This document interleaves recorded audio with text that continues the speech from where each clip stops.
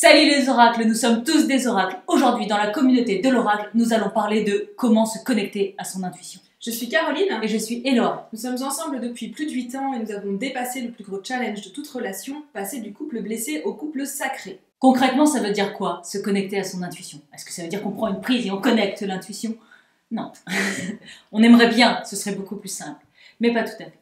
Se connecter à son intuition, c'est vraiment un chemin de vérité. C'est un chemin où on va à la rencontre de sa propre vérité pour pouvoir l'assumer et pour pouvoir l'exprimer. Donc on va faire un chemin directement vers son cœur. Avec Caroline, on a souvent tendance à dire que l'intuition, son siège, c'est le cœur, parce que le cœur, c'est le siège de l'âme, et que l'intuition, c'est la voix de l'âme qui nous parle directement. Se connecter à son intuition, c'est vraiment venir révéler son oracle intérieur. C'est ce qu'on vous dit en début de chaque vidéo, nous sommes tous des oracles, et pour ça on a besoin de se connaître et de venir assumer qui on est, assumer sa vérité. Dit comme ça paraît simple, et pourtant ce chemin n'est pas facile à emprunter à partir du moment où tu as un mental. Pas de chance, nous avons tous un mental. Le mental, c'est cette grosse voix, celle qui te juge, qui te critique, qui te dit tout le temps plein de trucs tout le temps. Et en fait, l'intuition, c'est la petite voix que tu n'entends pas quand tu as le mental qui fait beaucoup trop de bruit. Et même quand tu l'entends, elle est super difficile à écouter, à accepter, à reconnaître quand elle est face au mental qui vient la juger et qui vient lui dire « bah non, tu ne devrais pas exister ». Pourquoi ça? Parce que l'intuition, elle fait peur. Souvent, elle te propose des choix qui ne sont pas logiques, des choix que tu ne peux pas, dont tu n'as pas le contrôle, où tu ne vas pas pouvoir prévoir le résultat, où tu ne vas pas comprendre d'où ça vient. Et donc le mental, il va te dire « ça, non, ça ne va pas le faire ». Donc tu l'auras compris, pour connecter à ton intuition, tu vas devoir aller faire face à ton mental, à tes peurs, et vraiment confronter tes ombres, en fait, tout ce qui va t'empêcher de vraiment écouter ta petite voix subtile à l'intérieur de toi. D'autres personnes vont te dire, bah, c'est simple, t'as qu'à suivre la joie. Suis ta joie. Sauf que bah, si tu suis ta joie, en fait, tu vas faire comme un chien, tu vois. Tu vas tourner et tu vas essayer d'attraper ta queue comme ça. L'intuition, elle vient nous mettre sur ce qu'on disait avant, un chemin de vérité. Et un chemin de vérité, c'est pas facile tous les jours, c'est pas rentrer dans un monde de bisounours, et il y aura plein de moments où on va faire des choix inconfortables pour suivre notre vérité. Donc simplement suivre sa joie, c'est quand même très réducteur, et ça n'aide pas à connecter à son intuition. Et donc ça sert à quoi d'être connecté à son intuition? Parce que ok, tu connais ta vérité, tu l'exprimes, mais bon, quoi d'autre? Parce que là, franchement, si tu l'as pas encore fait, c'est qu'a priori t'as peur, parce que tu vas te retrouver tout seul et mal aimé, parce que tous ces choix de ton intuition, a priori, ils n'ont pas l'air communément admis. Ce qu'il y a, c'est que justement, quand tu vas connecter vraiment à ton intuition, tu vas pouvoir être dans ta puissance, pouvoir réellement devenir magnétique et rayonner. Être dans sa puissance, c'est être 100% soi, être capable de l'exprimer pleinement et recevoir tout ce qui vient en retour.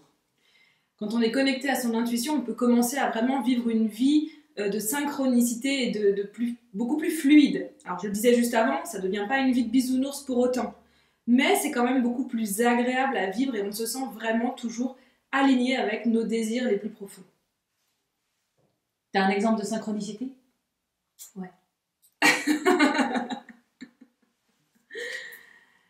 Il y a quelques mois, je me suis fait mal à l'épaule lors d'un stage de gestuelle des lettres hébraïques, et ce qui est assez rigolo, c'est que les lettres sur lesquelles on était en train de travailler, donc on se laisse traverser par l'énergie des lettres pendant ces stages-là, la lettre sur laquelle on était en train de travailler, c'était justement exprimer sa vérité.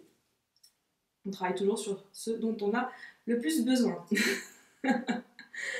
Et j'ai mal à l'épaule comme ça depuis à peu près fin novembre. J'ai beau faire ce qu'il faut, dans le sens, je suis allée voir un praticien en médecine chinoise, il a travaillé au niveau des méridiens, je suis allée voir l'ostéopathe, Eloa m'a fait pas mal de massages aussi, de massage taille par rapport à ça, et rien n'y faisait, j'avais toujours mal à l'épaule, jusqu'à ce que je me pose en me disant, ok, je vais aller chercher la signification symbolique en fait de ce mal d'épaule, qu'est-ce qui vient me dire en fait ce mal d'épaule. Je décide de faire un tirage avec l'oracle d'une rive à l'autre. Donc c'est l'oracle qu'on a créé et qu'on utilise justement pour aider nos clients à révéler leur oracle intérieur.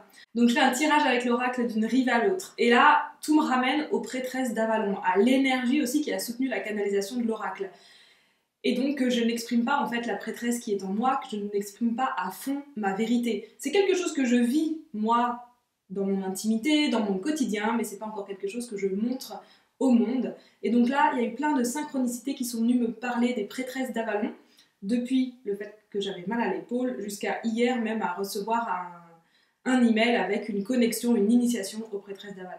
Pour moi, les synchronicités se manifestent plus facilement dans l'élément naturel, dans la nature, en suivant un papillon, un coup de vent, une feuille.